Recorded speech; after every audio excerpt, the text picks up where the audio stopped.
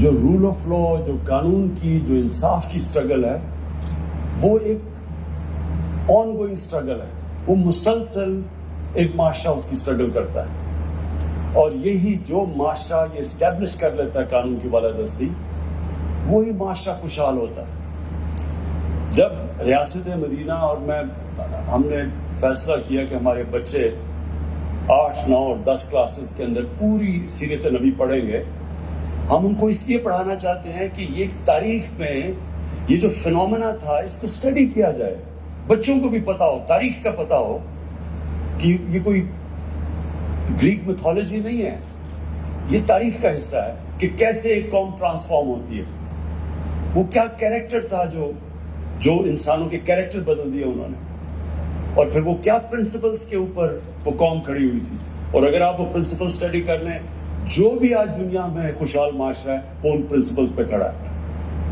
خوشحالی آ ہی نہیں سکتی جب تک آپ میں رول آف لا نہ ہو. پاکستان کا سب سے بڑا اثاثہ آج اوورسیز پاکستان ہے. ہم ریئلائز نہیں کرتے. میں یہ بھی 25 سال سے کہہ رہا ہوں کہ یہ سب سے بڑے ایسٹ 90 لاکھ پاکستانی جو باہر بیٹھے ہوئے ہیں، ان کی جو جی ڈی پی ہے وہ تقریباً ہمارے 22 کروڑ پاکستانیوں کے تقریباً اتنی ہیں. ان کے جو ڈالرز ہیں ان کو پاکستان کی ضرورت ہے.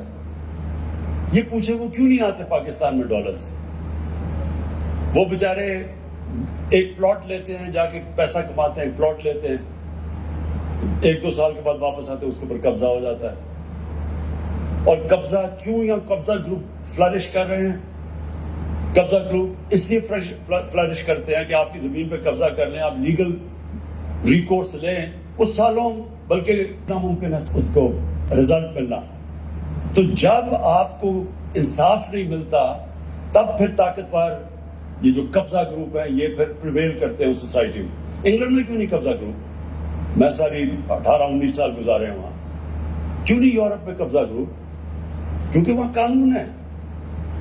تو ہمیں ہماری جو سٹرگل ہے، اور چیف جسٹس صاحب میں آپ کو داد دیتا ہوں، آپ نے بڑی بڑی زبردست ججمنٹس دی ہیں جو کہ ہمارے معاشرے کے لیے امپورٹنٹ ہے، اور انوائرمنٹ کے لیے خاص طور پہ، کیونکہ ہم نے بڑی تباہی کی اپنے ملک کی، ماحولیات کی. جس طرح ہم نے یہ اسلام آباد، آپ کو حیرت ہوگی کہ 1960 سے 2010 تک جتنی اسلام آباد میں ڈیولپمنٹ ہوئی تھی، 10 سے لے کے 20 تک 10 سالوں میں اتنی اور ہو گئی ہے. تو گرین ایریاز جا رہے ہیں، اور یہ ہماری گورنمنٹ پوری کوشش کر رہی ہے، اور اس میں آپ کی بڑی ہمیں ہیلپ کی ضرورت ہوتی ہے، اور آپ ہیلپ کرتے ہیں بچانے کے لیے اس ملک کا. یہ جو ایک ماڈرن سٹی بنی تھی جس میں گرین ایریاز رکھے گئے تھے، اور اب تو ملک کی ہماری آنے والی جنریشنز کی ضرورت ہے کہ ہم ان کو پولوشن سے بچائیں، اور یہ جو کلائمیٹ چینج کے افیکٹس ہیں ان سے بچائیں. تو اس میں یہ تو اب نیشنل نیسیسٹی بن گئی ہے کہ ہم اپنے ملک کو ہرا رکھیں، اپنی انوائرمنٹ کو بچائیں، اپنے دریا پانی کو، ہوا کو صاف رکھیں. لیکن سب سے بڑی بات یہ چیف جسٹس صاحب آپ کے یہاں اس فنکشن سے میں یہ کہنا چاہتا ہوں، اور اپنی عدلیہ کو بھی یہ بتانا چاہتا ہوں کہ ہماری گورنمنٹ آپ کی پوری مدد کرے گی فیسیلیٹیٹ کرنے میں. یہ جو ہم نے 93 ضلع کورٹس بنائے ہیں، اور یہ ہمیں کیا بہت پہلے بن جانا چاہیے تھا. اور یہ ایمفسائز کرتا ہے کہ ہمارے لیے انصاف پرائیورٹی ہے، اور انصاف چاہیے ہوتا ہے کمزور کو. طاقتور چاہتا نہیں ہے انصاف، اوپر رہتا ہے قانون کے. کمزور کو پروٹیکشن چاہیے ہوتی ہے طاقتور سے. اس لیے یہ جو عام آدمی کو اگر آپ نے اوپر اٹھانا ہے تو وہ صرف جب ہیومن ڈیولپمنٹ کا حصہ صرف یہ نہیں کہ آپ اس کو تعلیم دیں اور اس کو صحت دیں، اس کو انصاف بھی دینا ضروری ہوتا ہے. اور انصاف جب ملتا ہے ایک معاشرہ آزاد ہو جاتا ہے.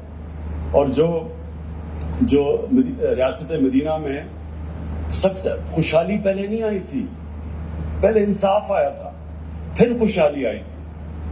جو ملک میں ڈیولپمنٹ اور جو انویسٹمنٹ آتی ہے وہ تب آتی ہے جب آپ کا جسٹس سسٹم پروٹیکشن دیتا ہے، کانٹریکٹ انفورسمنٹ ہوتی ہے. جدھر اوورسیز پاکستانی جو ہیں ان کا سب سے بڑا مسئلہ یہ ہے کہ وہ اگر پلاٹ کے اوپر ان کو کانفیڈنس نہیں ہے کہ ایک سمپل سی پلاٹ بھی ہم لے لیں تو وہ بچ جائے گا، تو وہ انویسٹمنٹ کیسے کریں گے، وہ فیکٹریاں کیوں لگائیں گے.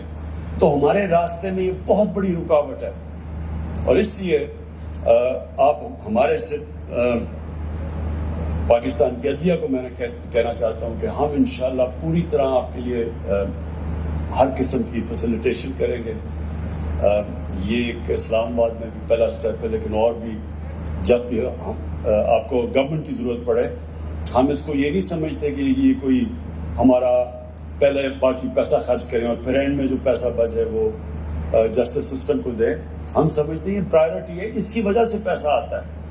جب آپ کے ملک میں انصاف ہوتا ہے تو انویسٹمنٹ اور خوشحالی آتی ہے. تو اس لیے مجھے آج بڑی خوشی ہے. یہ میں سی ڈی اے چیئرمین کو، آپ کو اور ایف ڈبلیو او کو خاص طور پہ میں اس لیے اپریشیٹ کرنا چاہتا ہوں کہ پہلے تو 6.5 ارب سے آپ نے اس کو نیچے لے آئے ہیں تقریباً 1.5 ارب پہ. یہ بہت بڑی اچیومنٹ ہے. نارملی تو 1 ارب سے شروع ہوتا ہے تو 6 ارب پہ پہنچتا ہے. یہ ایک تو اس کے لیے آپ دونوں کو کہنا چاہتا ہوں. اور سیکنڈلی جو 6 مہینے کا آپ نے ٹائم فریم دیا، یہ بھی انشاءاللہ ہم آپ دیکھیں گے کہ آپ نے 6 مہینے میں ایف ڈبلیو اور آپ نے اس کو کمپلیٹ کرنا ہے.